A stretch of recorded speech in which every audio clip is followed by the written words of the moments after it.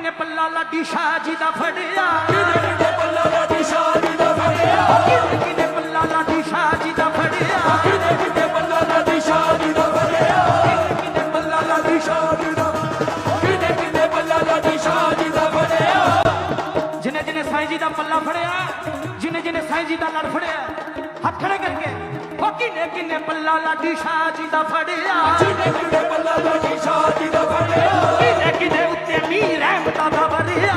किने उत्ते मीर रहमत दा भरिया किने किने उत्ते मीर रहमत दा भरिया किने किने उत्ते मीर रहमत दा भरिया किने इस तरह होया दुखां दे ना वेले किने इस तरह होया दुखां दे ना वेले किने इस तरह होया दुखां दे ना वेले किने इस तरह होया दुखां दे ना वेले